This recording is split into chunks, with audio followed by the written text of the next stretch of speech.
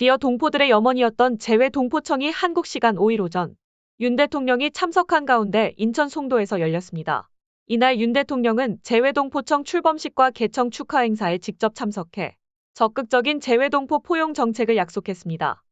윤 대통령은 먼저 재외동포청 출범식 기념사를 통해 재외동포 여러분은 모국과 동포 사회가 함께 성장할 기회의 창구를 간절히 원하고 계시다며 대한민국은 그 기대에 부응하고자 한다고 밝혔습니다. 강수정 기자입니다. 윤 대통령은 재외동포청은 높아진 우리나라 위상과 국격에 걸맞은 재외동포 전담기구라며 앞으로 재외동포들을 보호하고 지원하는 것은 물론 재외동포와 모국 간 교류와 협력을 촉진하는 연결고리의 역할을 수행할 것이라고 강조했습니다. 윤 대통령은 해외에 자리 잡으신 동포 여러분은 세계로 뻗어가는 대한민국의 소중한 역외 네트워크라며 750만 아닌 네트워크가 서로 촘촘하게 연결돼 필요한 정보와 경험을 공유하면 재외동포와 대한민국이 함께 성장하고 발전할 것이라고 언급했습니다. 윤 대통령은 재외동포청은 해외에 계신 우리 동포들을 더욱 꼼꼼하게 살필 것이라고 밝혔습니다. 재외동포청을 인천에 설치한 데 대해선 인천은 120년 전 하와이로 향하는 이민선이 출발했던 재외동포의 뿌리라며 인천이 재외동포청 유치를 계기로 더욱 활기찬 국제도시로 도약할 것이라고 언급했습니다. 윤 대통령은 이기철 초대 재외동포청장에게 임명장을 수여하고 청사 현판을 전달했습니다. 동포사회 발전에 기여해온 87명의 재외동포 유공자 중 4명에게 직접 훈장과 표창장을 수여하고 격려하기도 했습니다.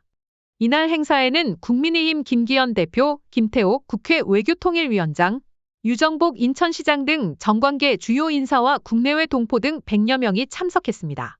수단교민 구출작전인 프라미스를 통해 귀국한 한글학교 교사, 고려인과 사할린 동포 등도 함께했습니다.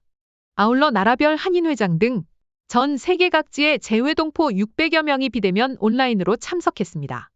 한편 윤 대통령은 출범식에 이어 송도 센트럴파크 유엔공원에서 열린 재외동포청 개청 축하 행사에도 참석했습니다.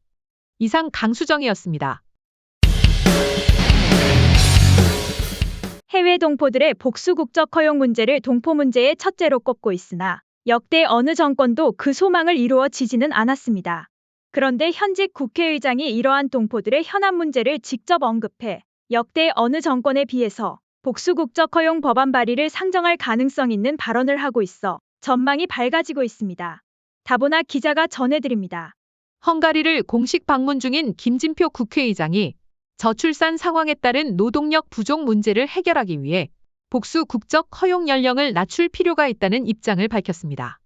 우리나라는 단일 국적을 원칙으로 삼는 단일 국적주의 국가이지만 2011년 국적법 개정으로 한국으로 귀국하고자 하는 65세 이상 재외동포에 대해서만 국내에서 외국 국적 불행사 서약을 전제로 복수 국적 취득을 허용하고 있습니다. 이에 대해 김진표 의장은 현지 시간 4일 헝가리 부다페스트의 한 호텔에서 열린 동포 및 기업인 초청 만찬 간담회에서 65세든 45세든 무슨 의미가 있겠나 복수 국적 허용은 세계적 추세라고 말했습니다. 최기선 헝가리 민주평통위원이 45세부터 65세 재외동포 가운데 국가를 위해 헌신할 사람도 있다고 생각한다며 복수 국적 허용 연령대를 좀 더 낮추면 좋지 않을까 생각한다는 건의에 대해 김 의장은 깊이 있게 논의할 때가 됐고 결단을 내릴 때가 됐다고 언급했습니다. 김 의장은 인력 부족 현상을 국내 저출생 문제가 해결될 때까지 기다리면 경제가 파탄난다며 이민 정책에 큰 변화가 필요하고 거기에 복수 국적 허용 문제가 포함돼 있다고 했습니다. 이어 보수적인 분들은 소위 원정 출산 등 이중 국적 문제가 더 빠르게 확산하는 것 아니냐를 우려하는 것 같다며 하지만 그런 것보다 더 큰 걱정이 노동 부족 문제라고 강조했습니다. 그러면서 제가 순방을 갈 때마다 교민 간담회를 해보면 늘 그런 말씀 복수 국적 연령 하향을 하신다라며 깊이 있는 토론이 필요하고 결단을 내릴 때라고 말해 그 가능성에 무게를 두었습니다. 이상 다보나 기자였습니다.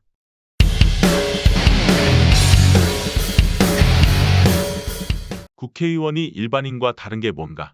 그들만의 특권을 폐지하라. 서울 여의도 국회의사당 일대가 주황 물결로 뒤덮였습니다. 최근 정치권을 강타한 김남국 무소속 의원의 코인게이트를 발화점으로 전국 각지에서 모인 시민 주최 측 추산 1만여 명이 모인 이 특권 폐지가 적힌 주황색 수건을 들고 집회를 벌인 것입니다.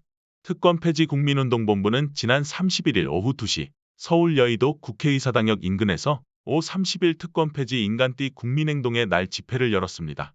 이승주 기자가 전해드립니다. 애당초 주최 측은 3천여 명이 참석할 것으로 예상했으나 더 많은 시민들이 집회에 참석한 것으로 파악됐습니다. 국회의사당역 인근은 분노한 시민들로 가득 차 발디딜 틈이 없었습니다. 주최 측은 국회의사당 담장 약 2.5km를 인간띠로 에워싸는 대규모 퍼포먼스를 기획했지만 법원의 불허로 가두행진을 진행하는 것으로 선회했습니다. 집회를 주도한 장기표 특본 상임대표는 대한민국의 주권은 국민에게 있고 모든 권력은 국민으로부터 나온다며 이 헌법 1조를 특별히 지킴으로써 국회의원 특권을 폐지하자고 역설했습니다. 장 상임대표는 세계 최고의 연봉을 받으면서도 이른 세계에서 가장 적게 하는 한국 국회의원이라며 죄를 짓고 교도소에 갇혀 있어도 월급은 꼬박꼬박 받는다.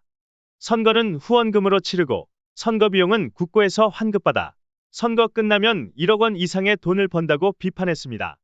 그러면서 범죄 백화점 이재명 대표가 당대표직을 유지하는 것도 김남국 의원이 아무런 제재를 받음이 없어 국회의원직을 유지하면서 버티는 것도 모두 불체포 특권 때문이라며 범죄자를 보호할 뿐인 불체포 특권은 국회의 결의로 포기해야 한다고 강조했습니다. 일부 현직 국회의원들도 시민들의 목소리에 동참했습니다. 집회에 참석한 조경태, 최재형, 최승재 국민의힘 의원은 직접 연단에 올라 시민들의 분노에 공감하며 자성의 목소리를 냈습니다. 그러나 더불어민주당 소속 현직 의원들은 한 명도 보이지 않았습니다. 먼저 단상에 오른 조경태 의원은 지난 국민의힘 전당대회에서 당대표 출마 당시 주창했던 비례대표, 불체포 특권, 정당 국고보조금 폐지 등 3패 정치개혁을 강조했습니다. 조 의원은 국회의원의 가장 큰 특권 중 하나는 국회의원 숫자라고 생각한다며 그중 비례대표는 반드시 폐지해야 한다. 현재 인원수에서 100명을 줄여야 한다고 말했습니다. 이어 면책특권, 불체포 특권도 폐지해야 한다며 일반인은 죄를 지으면 바로 조사받고 감옥에 간다. 근데 왜 정치인들은 불체포 특권을 만들어서 일반인과 다르게 만드나라고 강하게 비판했습니다. 최재형 의원은 국민들을 두려워하는 정치, 국민들의 마음을 살피고 함께하는 정치를 하겠다면서 저희들이 가진 특권은 아무것도 아니다. 이거 내려놓는 거 저희들이 마땅히 해야 할 일이다. 여러분들과 낮은 자리에서 함께하는 정치를 할 수 있도록 최선의 노력을 다할 것이라고 말했습니다. 최승재 의원은 국민의 명령은 하늘의 명령이다. 국회의원은 국민의 공복이라고 한다. 여러분들이 왜 이 자리까지 오게 됐나라며 국회의원이 국민의 명령과 목소리를 제대로 대변하지 못하고 있기 때문이라 생각한다고 말했습니다. 이어 여러분들이 국회의원을 뽑아준 이유가 뭔가?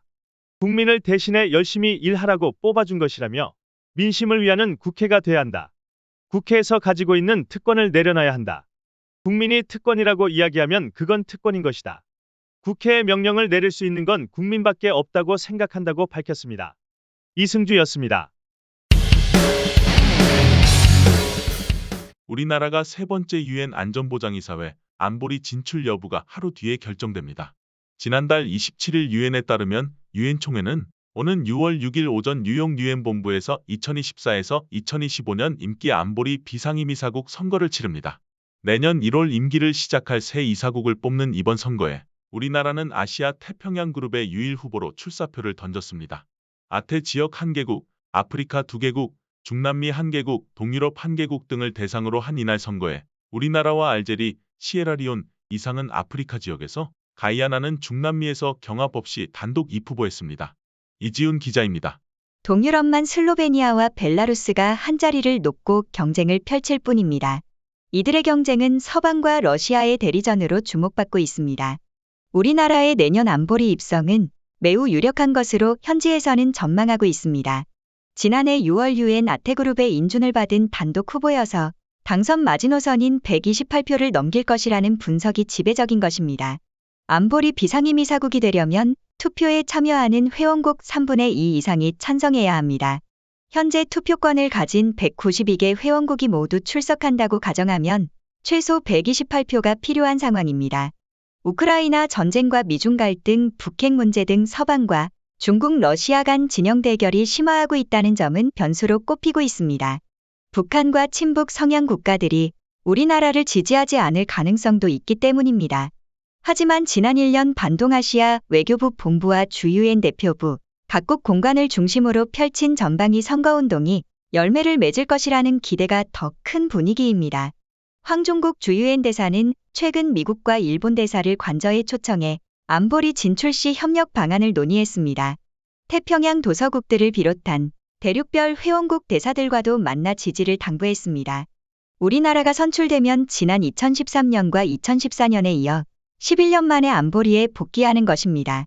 1991년 유엔에 늦게 가입한 우리나라는 4년 만인 1995년 안보리 비상임이사국으로 처음 선출돼 1996년부터 1997년까지 임기를 소화했습니다. 15년 뒤인 2012년 투표에서는 캄보디아, 부탄과의 경합을 뚫고 두 번째 쾌거를 달성했었습니다. 이상 이지훈이었습니다.